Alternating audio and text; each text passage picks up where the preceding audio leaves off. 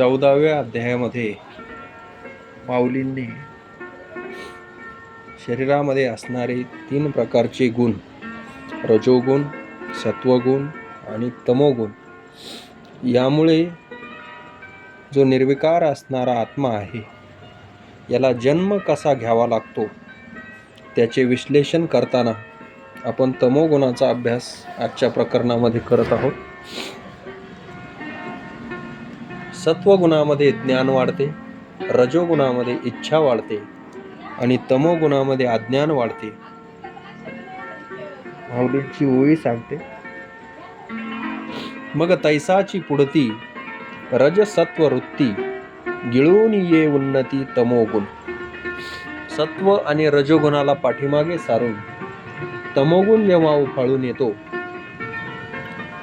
तेव्हा त्या शरीरामध्ये काय काय खुणा दिसतात त्या मी तुला सांगतो, असे भगवंत अर्जुनाला म्हणतात. तरी होय ऐसे मन जैसे रवी चंद्रहीन, रात्रीचे का गगन अवंसियेचे. तमोगुणाची वृद्धी झालेल्या, तमोगुण वाढलेल्या माणसाचं मन अज्ञानानं इतकं भरून जातं की जणू काही चंद्र आणि सूर्य नसलेली अमावस्येची रात्र. आणि एकदा का या मनामध्ये अज्ञानाची रात्र झाली किंवा अज्ञानाचा दाट काळोख पसरला, मग तिथे सारासार विचार किंवा विवेक बुद्धी यांना जरा सुद्धा जागा मिळत नाही. तैसे अंतर असोस होय स्फूर्तिहीन उद्वस, विचाराची भाष हरपेते. बुद्धी मेचवेना धोंडी, हा ठायवरी मवाळे सांडी, आठवो देश धडी जाहला दिसे. त्याची बुद्धी जी आहे तिचा मऊपणा संपून जातो, ती दगडासारखी कठीण आणि कणखर बनते आणि स्मरणशक्ती तर पार देशोधडीच लागते. भले आपलं चांगलं काय किंवा आपलं वाईट कशाने होणार आहे या कशाचीही आठवण या तमोगुणामुळे बुद्धीमध्ये राहत नाही. विवेकाचे उघड परिणाम हे मन आणि या शरीराच्या मूर्खपणाच्या कृतीवरून नजरेस पडतात. अविवेकाचे माझे सबाय शरीर गाजे, एकलेनी घेपे दिजे मौढ्ये तेथ. आचार भंगाची हाडे रुपती इंद्रिया पुढे, मरे जरी तेने कडे क्रिया जाय. अशा तमोगुणाच्या माणसाच्या इंद्रियासमोर फक्त आणि फक्त दुराचार उभा असतो. ती व्यक्ती मरेपर्यंत अधर्म, नीतीला धरून नाही असं वागणं, अत्याचार, अनाचार आणि दुष्कृत्येच करीत राहते. पै अनेकही एक दिसे, जे दुष्कृती चित्त उल्हासे, अंधारी देखणे तैसे डुडुळाचे. डुडुळ म्हणजे घुबड. ज्याप्रमाणे घुबडाला अंधारात दिसते त्याप्रमाणे तमोगुणी माणसाला सदैव वाईट कर्मे करण्याचीच प्रेरणा मिळत असते. तैसे निषिद्धाचे नावे, भलतेही बरे हवे, तिये विषयी धावे घेती करणे. त्याला नको असणारी कर्मे करण्यामध्ये फार मोठी हौस असते आणि हाव असते. त्याची इंद्रिये सुद्धा अशा प्रकारच्या निकृष्ट कर्मांकडेच धाव घेत असतात. या तमोगुणी माणसाची अवस्था मदिरा न घेता डुले, दारू न पिता झागुंगतो, सन्निपाते विन बरळे.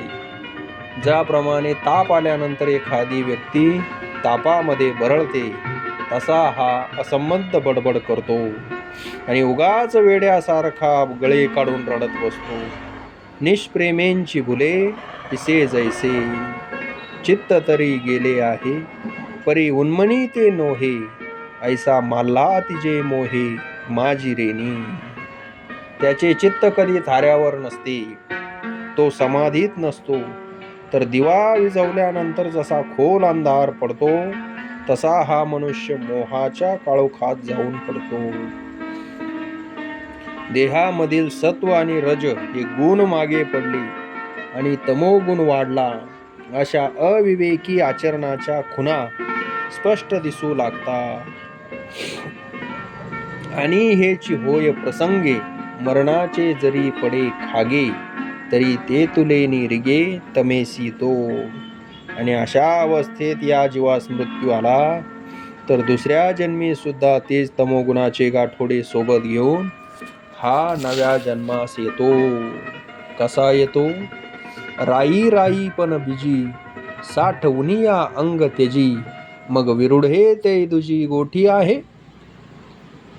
हे बघा, एखादं मोहरीचं झाड आहे आणि ते झाड सुकलं तर मोहरीच्या रूपाने ते झाड मातीत पडतं आणि पुन्हा जेव्हा ते झाड उगवतं तर त्या ठिकाणी गुलाबाचं झाड उगवत नाही, तर मोहरीचं झाड म्हणून उगवतं. त्याप्रमाणे तमोगुणी माणसाची अवस्था होते.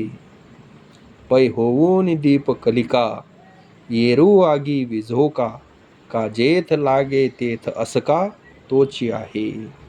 दिवा मग तो पेटलेला असो नाहीतर विझलेला असतो, पण जेव्हा जिथे तो विझलेला जरी असला तरी तो अग्निरूपच असतो, नाही का? म्हणून तयाची लोथे बांधोन या संकल्पाते, देह जायते मागवते तमाचेंची होय. म्हणून तमोगुणाचे गाठोडे गाठीस मारून असा जीव मेला तर 100% तो पुन्हा तशाच तमोगुणी देहातच जन्म होतो. आणि आता हा तमोगुणी माणसाला कुठला जन्म मिळतो? तर भगवंत सांगतात या अध्यायाच्या 15 क्रमांकाचा जो श्लोक आहे, रजसीं प्रलयं गत्वा कर्मसंगीषु जायते, तथा प्रलीनस्तमसी मूढ योनीषु जायते. तमोगुणाच्या वृद्धीत जीव मरण पावल्यास त्याला ज्ञानहीन अशा कनिष्ठ योनींमध्ये जन्म घ्यावा लागतो. म्हणून आता काय येणे बव्हे. बव्हे म्हणजे काय? फार बोलण्याने काय उपयोग आहे? जो तमोवृद्धी मृत्यूला आहे तो पशु का पक्षी होय, झाड का कृमी. माऊली त्याला सांगतात ज्याचा तमोगुणी अवस्थेमध्ये मृत्यू झाला त्याला 4 प्रकारच्या योनी लाभतात. एकतर तो पशु होतो, किंवा पक्षी होतो, किंवा तो झाड होतो, किंवा वळवळणारा किडा होऊन जन्माला येतो. राम कृष्ण हरी.